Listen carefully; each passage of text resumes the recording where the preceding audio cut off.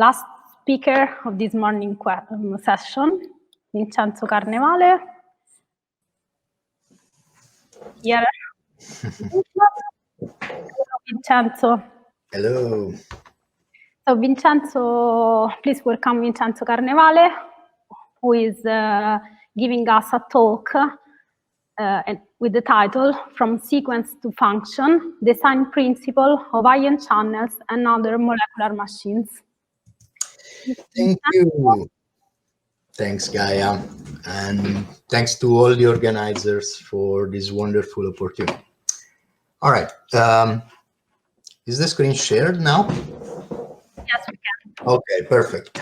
All right. So I, compared to the original title, I will specialize my discussion today to trip channels, because I'd like to tell you a single story with few details about how you can analyze sequences to generate hypotheses about activation mechanisms to be studied with molecular dynamics and then eventual experiments. All right. So, few words about trip channels. So trip channels were discovered by analyzing a mutant in a Drosophila that showed transient response to light. And that's why they have this name, transient receptor potentials, TRP. But soon it was realized that these channels were not specifically involved in vision, but rather in a sensory transduction at the level of single cells. So for instance, in yeast, these channels respond to hypertonicity, and then there are chemical noses in other organisms, and so on and so forth, up to the point that in humans, these are the channels that are used to sense hot chili peppers and menthol.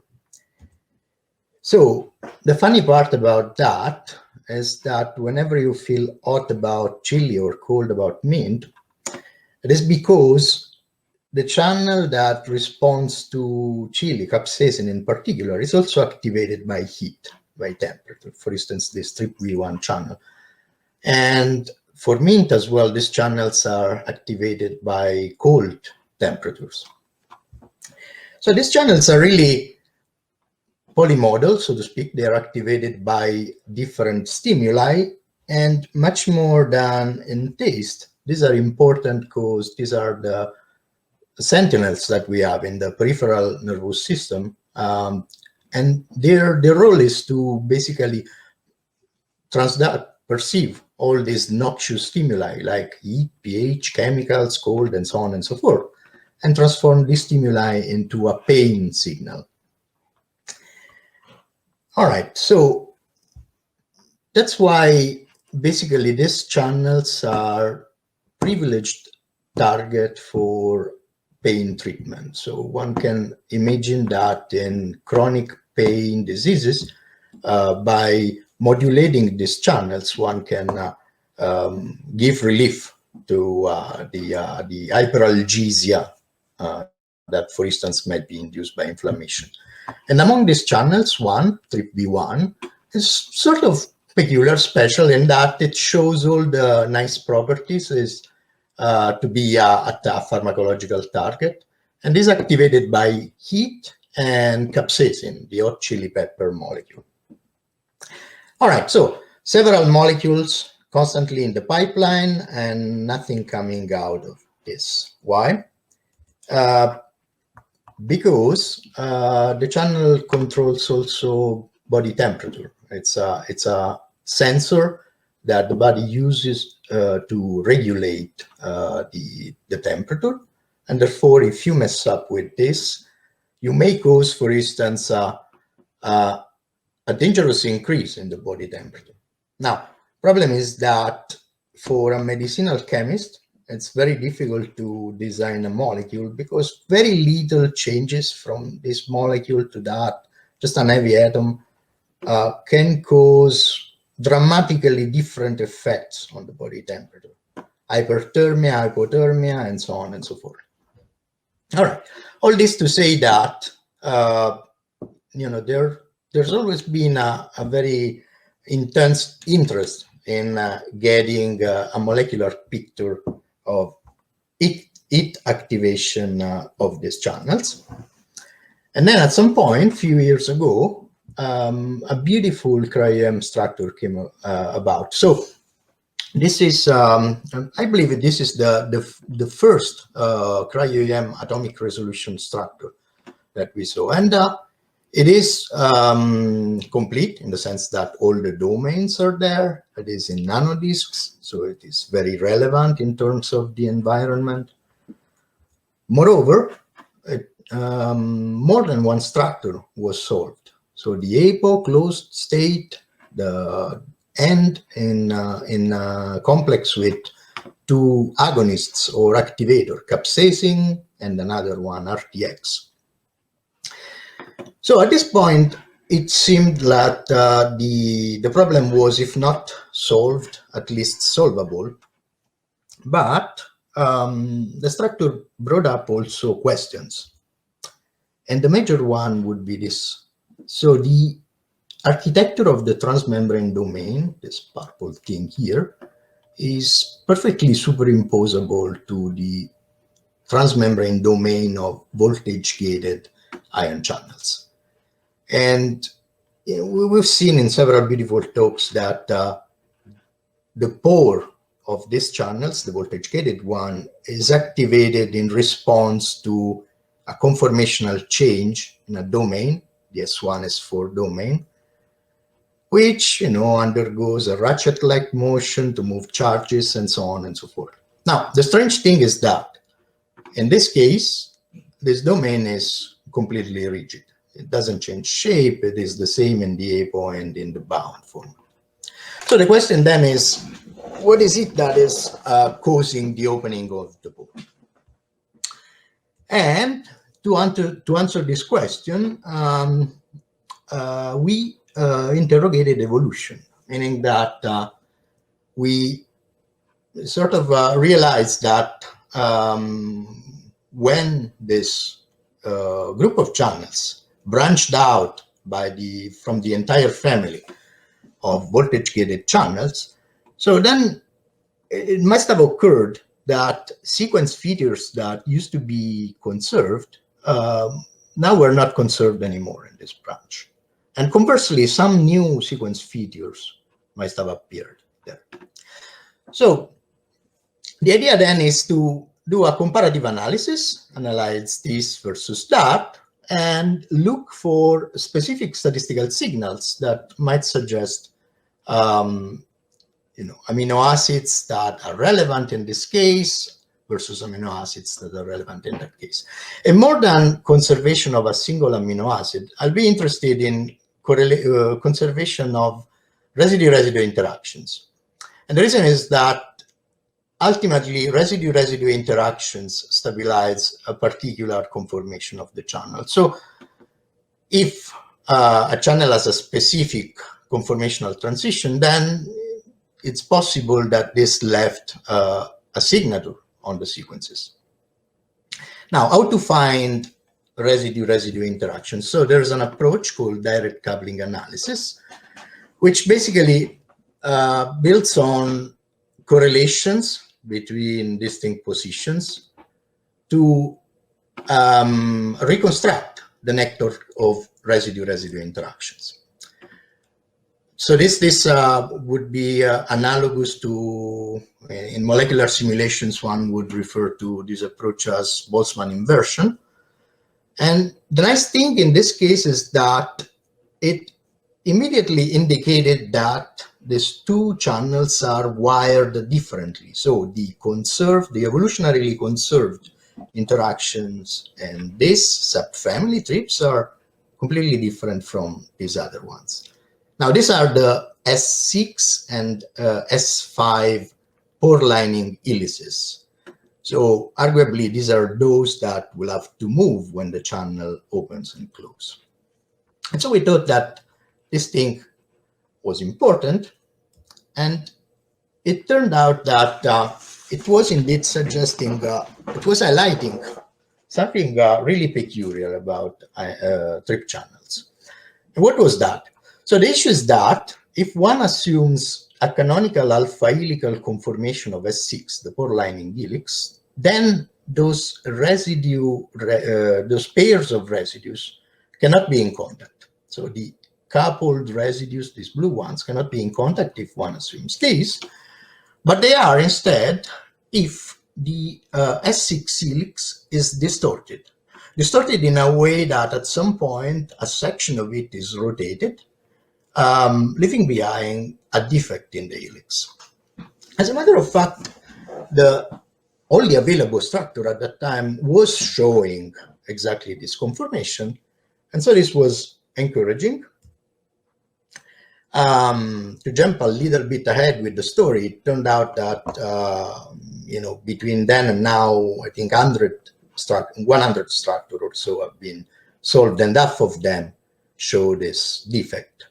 This defect in the alpha helix, which properly speaking is a section of pi helix that I will call pi bulge, that since it disrupts the periodicity in the hydrogen bond networks, it creates frustration, and therefore it is a very structurally heterogeneous and mobile region. So in order for these to be H-bonded, it has to compete with this other one, and so this defect moves a little bit up and down.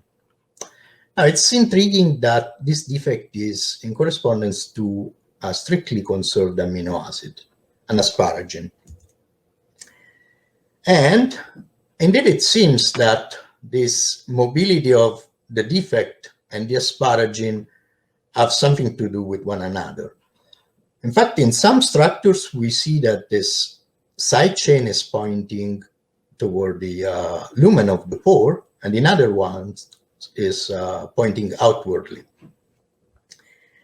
Now, this can make a difference in the conductant of the channel, because this is the only polar amino acid, so the only polar side chain within the central cavity. So clearly, switching this on and off can completely change the polar character of this environment here. Okay, that's why we decided to now use molecular dynamic simulation and test this hypothesis that these two conformations of the asparagines were correlated with the hydration and dehydration of the pore. And as you can see in this figure, that's exactly the case. So asparagine pointing out, and the pore is devoid of waters, asparagine pointing inside, and the pore is hydrated. But the interesting fact in here is that when the asparagine is pointing outwardly, so there are four symmetry-related protein pockets that become hydrated. So waters go into normally dry pockets just to solvate these side chains of the asparagine. And this was kind of intriguing. So we decided to use metadynamics and bias as a collective variable the number of waters inside this polygon. So basically we dry it out, or we push waters inside this, and then we just monitor as a response the position of this amino acid. And here you can see the metadynamics trajectory. Whenever we remove waters from the pockets, the asparagine turns in, and the other way around. When we push water molecules there, then the asparagine goes in the opposite direction. And of course, this hydration and dehydration is connected to conductance, so to the ability, to the permeability of this pore to cations. So when this is solvated, this particle cations here can pass through, and basically with a free energy profile that, if not flat, is certainly unimpeded, without major barriers. Now, the very interesting point is that it turns out that this opening and closing of the channel is also temperature dependent. So we heated up the system, we redid the calculation for the free energy profile along the reaction coordinate that describes the orientation of this asparagine at high temperature, and we did find that the temperature stabilizes this open state, so this little dip here, which starts to become competitive with this other state. And in terms of the temperature dependence, the experimentalist measure in terms of this Q10, so the numbers were comparable. It was a reasonable temperature dependence, what we were observing in these free energy profiles. All right, so I now just want to zoom in a little bit on these pockets.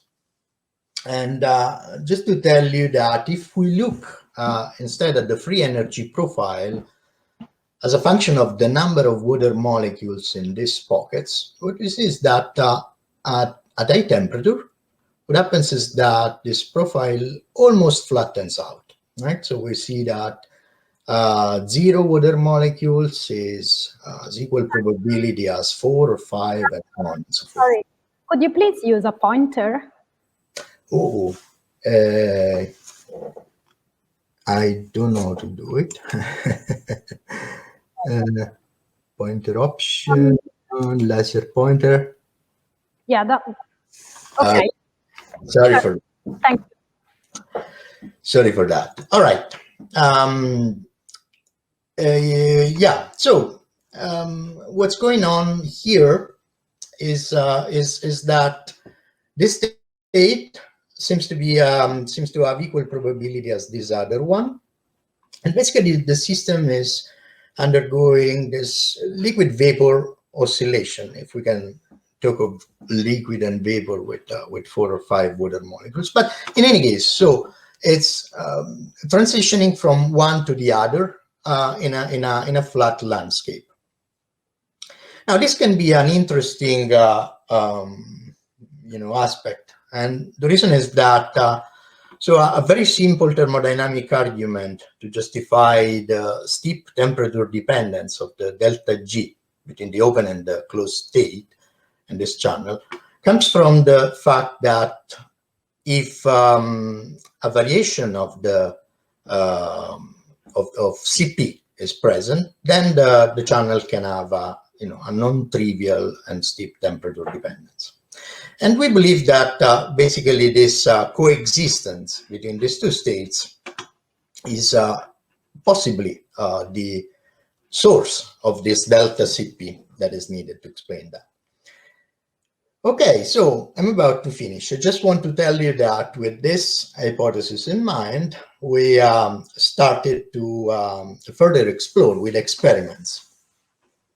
And basically the idea was to engineer the side chains around these pockets to make them more or less polar, and therefore see whether or not we can interfere with temperature sensitivity by just changing the polar character of these pockets. And these experiments were done in the lab of Tibor Roax.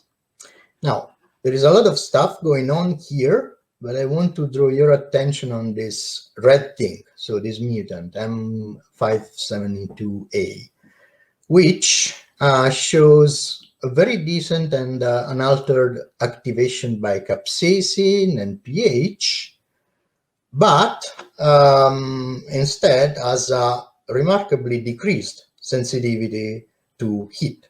So just by decreasing the hydrophobicity of one side chain here, and therefore increasing the polarity, we were able to keep these pockets a little bit more hydrated, and therefore the channel to be less responsive to temperature.